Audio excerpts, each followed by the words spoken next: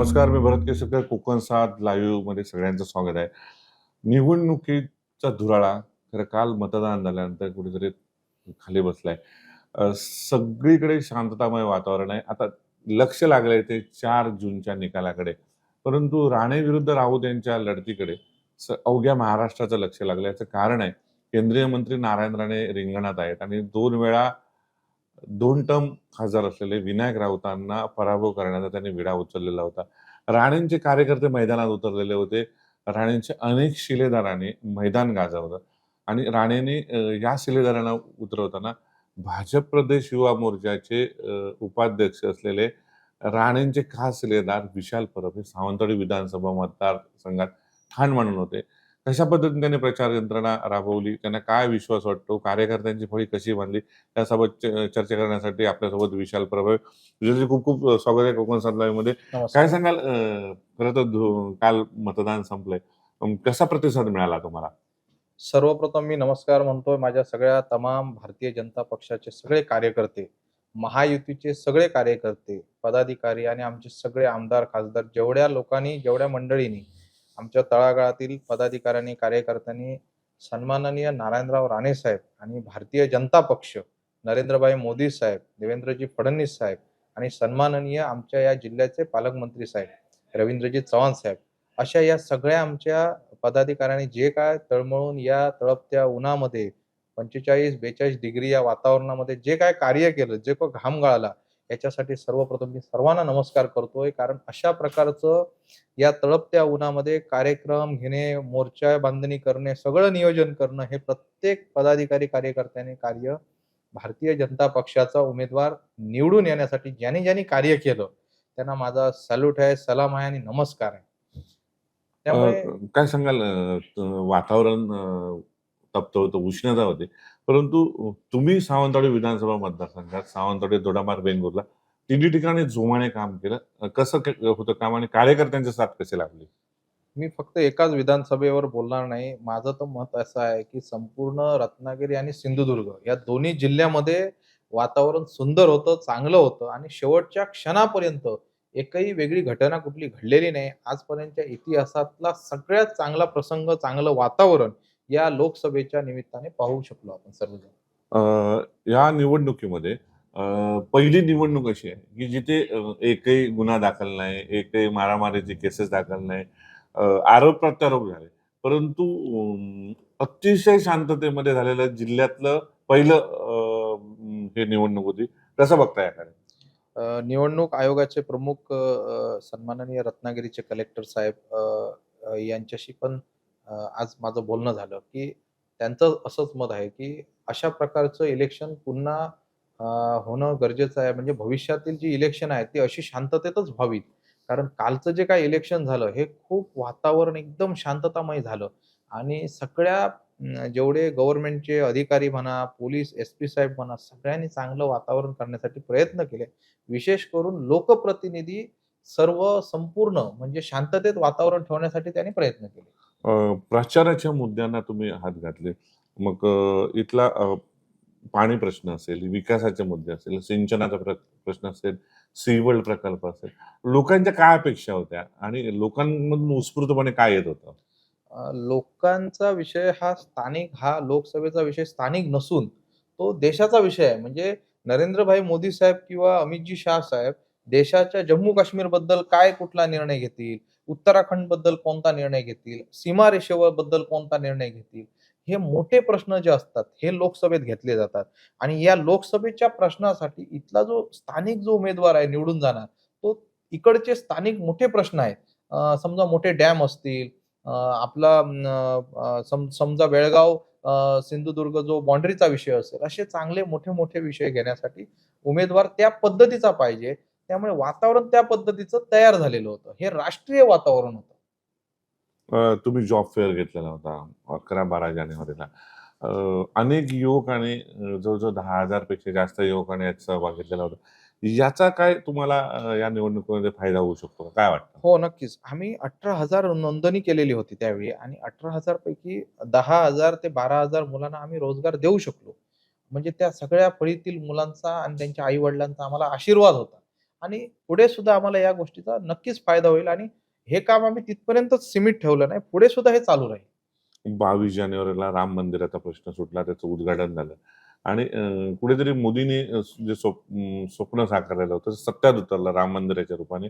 याचा या निवडणुकीमध्ये फायदा होऊ शकतो, काय वाटतंय एकंदरीत? सन्माननीय नरेंद्रभाई मोदी साहेबांनी जेवढे प्रश्न आजपर्यंत लोकसभेमध्ये चांगले मांडले, त्यापैकी राम मंदिर म्हणा, जम्मू काश्मीर म्हणा, त्याच्यानंतर अनेक असे म्हणजे मला वाटतं ते मोजू शकत नाही एवढे त्यांनी प्रश्न आजपर्यंत आणि त्याची उत्तरं ही तयार केलीत. हे आमच्यासारख्या तरुण युवक म्हणा किंवा सर्वसामान्य जनतेसाठी खूप चांगले वातावरण तयार झालं त्यामुळे. नारायणराव राणे असतील, त्यांनी 34 वर्षामध्ये कोकणासाठी ते सातत्याने झटले. मग तो चिपीचा प्रश्न असेल, सिंहगड असेल, इथल्या महामार्गाचा प्रश्न असेल, मोपा एअरपोर्टसाठी, कारण ते केंद्रामध्ये आहे. याशिवाय अनेक प्रश्न त्यांनी सोडवले. टाळांबासाठी ते प्रयत्नशील आहे. अंजिवडा घाट फोडण्याचा त्यांचा प्रयत्न आहे. हे जे 34 वर्षाचं काम राण्यांचं होतं, ह्याला जनतेने आणि लोकांनी कसा प्रतिसाद दिलाय? नाही, 2 गोष्टी आहेत. राणे साहेब होते म्हणून या कोकणाचं नाव चांगलं झालं. आज सन्माननीय पालकमंत्री साहेब त्यांच्या जोडीला मिळाले. आज एवढी मोठी चांगली लोकं एकत्र झाल्यामुळे या सिंधुदुर्गाचा कायापालट होण्यासाठी, कॅलिफोर्निया होण्यासाठी खूप मोठा परिणाम भविष्यातील अजून 10-20 वर्षाने या कोकणचा गोवाच नाही तर एक टुरिझम प्लेस म्हणून देशातलं पाहिलं जाईल आणि त्याच्यासाठी मी स्वतः त्या गोष्टीसाठी प्राधान्य देईन. भाजप युवा मोर्चा, युवकांना संघटित करण्याचं तुम्ही काम केलं. युवक कसे तुमच्यासोबत होते आणि युवकांची फळी जी एकवटली होती, ते म्हणजे नवीन मतदार असतील, नवीन युवतींचं मतदान असेल, युवकांचं मतदान असेल, हे कसं एकवटण्याचा तुम्ही प्रयत्न केलात? काय बघा, सांगाल? नवयुवक म्हणजे जे तारुण्यात आलेले, आत्ता जस्ट त्यांचं मतदान आलेलं, मतदानामध्ये नवखे असणारे असे युवक आज माझ्याकडे एक चांगल्या भावनेने पाहत आहेत, की आपण काहीतरी आपलं नेतृत्व करणारा व्यक्ती कोणतरी आहे. युवकांचं नेतृत्व कोणतरी करतोय, आपले प्रश्न मांडतोय. त्यापैकी मी आहे आणि मला एक समाधान वाटतं, की कालच्या इलेक्शनमध्ये तरुण युवकांनीच खरोखर वेगळं-आगळं वातावरण तयार केलं. ज्या ठिकाणी मी गेलो त्या ठिकाणी 100-200, 100-200 बूथवर कार्यकर्ते युवकच असायचे मॅक्सिमम. मतदान संपलंय काल 6 ला. खरं तर आज 8 तारीख आहे. अजून एक बरोबर 1 महिना आहे. 4 जूनला निकाल लागेल आणि अशा वेळी सिंधुदुर्गातले पाणी टंचाईचे प्रश्न असतील किंवा विकासाच्या दृष्टीने महत्त्वाचे प्रश्न असतील. एक युवा उद्योजक आणि युवा भाजपचे नेते म्हणून काय प्रयत्न असणार आहेत तुमचे सोडवण्यासाठी? एक 15-20 दिवस राहिलेत पावसासाठी, परंतु पाण्याचा मोठा प्रश्न अनेक ठिकाणी उद्भवत असतो. म्हणजे ज्या ठिकाणी समुद्र आहे त्या ठिकाणी सुद्धा पाण्याचा प्रश्न उद्भवतो. ते नॅचरली आहे. म्हणजे ते कोणी काही घडवलेलं नाही. अशा ठिकाणी युवा मोर्चा म्हणून आम्ही कायम आम्ही भारतीय जनता पक्षाचे कार्यकर्ते आहोत. सन्माननीय राणेसाहेब म्हणा, पालकमंत्री साहेब यांच्या सगळ्यांच्या आशीर्वादाने आम्ही ते कार्य चालू ठेवणार आहोत. विशालजी, ह्या निवडणुकीमध्ये तुम्ही पिंजून काढलं सगळं. कुठच्या-कुठच्या भागामध्ये गेला आणि लोकांच्या मनामध्ये काय मागणी आहे लोकांची? हे काय तुम्हाला जाणवलं का असं? लोकं जे करायचं ते योग्य दिशेने लोकं चालतायत. त्यामुळे येणाऱ्या काळामध्ये जसं आमचं भारतीय जनता पक्ष आहे, भारतीय जनता पक्ष म्हणा, सन्माननीय पालकमंत्री साहेब, राणे साहेब या सगळ्यांच्या आशीर्वादाने जे निर्णय आमच्या भविष्यातील मंडळी देतील, तो आम्ही स्वीकारणार आहे. अ, आता यानंतर जेव्हा 4 जूनला निकाल लागेल, यानंतर वेध लागले असतील ते ऑक्टोबर, नोव्हेंबर, डिसेंबरमधले होऊ घातलेलं आहे विधानसभा. यानंतर जिल्हा परिषद, पंचायत समिती आहे, नगरपालिका आहे. काय वाटतं, ह्या 6 महिन्यामध्ये काम करण्याची कशी संधी आहे आणि भाजपला आणि महायुतीला कसं प्रतिसाद देतील? काय वाटतं? नाही 6 महिन्याचा विषय नाही आहे किंवा पुढील येणारे इलेक्शन नाही. तर आयुष्यभर आपण ज्यांच्यामुळे आपलं नाव होतंय, ज्या लोकांमुळे आपलं देशभर नाव होतं, राज्यात नाव होतं, त्या लोकांसाठी, सर्वसामान्य जनतेसाठी आपण कायमस्वरूपी कार्यरत राहावं. मी गेले 20 वर्ष कार्यरत आहे. 20 वर्ष काम करतोय, प्रामाणिक करतोय. काय आम्ही मार्केटमध्ये आणि समाजात सांगत नाही, की मी ह्याला मदत केली, त्याला आम्ही ज्याला अडचण असते, त्यावेळी आम्ही त्यांच्या मदतीला धावतो. उकडं ऊन होतं. खरं तर उद्योजक पण तुम्ही आहात. पक्षाचे कार्यकर्ते, पदाधिकारी असला. कसा असायचा दिवसाचा कार्यक्रम आणि कसं तुम्ही तुमच्या व्यवसायाकडे यावेळी पण लक्ष द्यायचा पक्षाचं काम करून?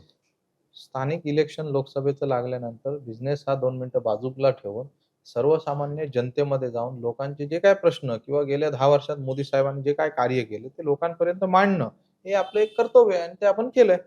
एक शेवटचे 2 प्रश्न. एकंदर हा प्रचार करताना काय वाटलं, की मोदींनी जे काम केलेलं आहे किंवा 10 वर्षामध्ये जे सरकार आहे केंद्रातलं, याचा फायदा लोकांना कसा झालाय? कारण लोकांनी बऱ्याच वेळा जाणवलं होतं, की मोदींनी आम्हाला रेशन धान्य दिलं, त्यामुळे आम्ही मोदींना मत देणार. तर मोदींनी हा प्रश्न सोडवला. असे कोणते प्रश्न तुम्हाला दिसले समाजामध्ये फिरताना? नाही, मोदी साहेबांनी सर्व म्हणजे जे सिलेंडर, गॅस सिलेंडर असेल किंवा सर्वसामान्य जनतेतील रेशनचं असेल, हे छोटे-छोटे गोष्टी मोदी साहेबांनी आज थोडं परिवर्तन आणलं. पूर्वी आपण पैशाच्या स्वरूपात देवाण-घेवाण करायचो. आता पेटीएम-बीटीएम ह्या अनेक गोष्टी मोदी साहेबांना मार्फत आल्या. ह्या अनेक म्हणजे आपण बोलू शकत नाही एवढं चांगलं वातावरण मोदी साहेबांमुळे सगळीकडे तयार झालं. आता रिलॅक्स असणार नाही. कारण विश्रांती घेणार आहात का 1-2 दिवस विश्रांती घेऊन पुन्हा मैदानात उतरणार आहात? मी महाराष्ट्राचा प्रदेशचा उपाध्यक्ष आहे. महाराष्ट्रामध्ये अजूनही 2 टप्प्याचं इलेक्शन शिल्लक आहे. माझे मित्र पुण्यामध्ये उभे आहेत. त्याचप्रमाणे अनेक ठिकाणी आमचे मित्रमंडळी अजून लोकसभेच्या रणांगणामध्ये आहेत. 1-2 दिवस सोडून आम्ही त्यांच्या प्रचारासाठी राज्यभर आम्ही दौरा करणार. जे टोटल मतदान झालं राणेसाहेबांशी, निलेश राणे असतील, नितेश राणे असतील किंवा रवींद्र चव्हाण यांच्याशी तुमची रात्री बातचीत झाली काय? टक्केवारी कसं झालंय? कसा सपोर्ट मिळाला? काय बातचीत झाली? सन्माननीय नारायणराव राणे साहेब आणि आमचे जिल्ह्याचे आमचे पालकमंत्री साहेब रवींद्रजी चव्हाण साहेब यांचं वारंवार आमच्याशी संपर्क होता आणि संपूर्ण या मतदारसंघातील काय वातावरण आहे, लोकांच्या कोणत्या समस्या सोडवल्यानंतर लोकं आपल्या पाठीशी आहेत की नाही, कसं आहे, ह्या सगळ्या गोष्टीची देवाण-घेवाण आमचे आचार-विचार चालू होते. एक शेवटचा प्रश्न 3 तारीखला 13 तारीखला महाराष्ट्रातील उर्वरित जागांसाठी मतदान होतंय आणि 20 तारीखला मुंबई आणि ठाणे या जागांसाठी मतदान होतंय. काय असेल देशाचा मूड? 48 जागा महाराष्ट्रात आहेत. किती खासदार निवडून येतील?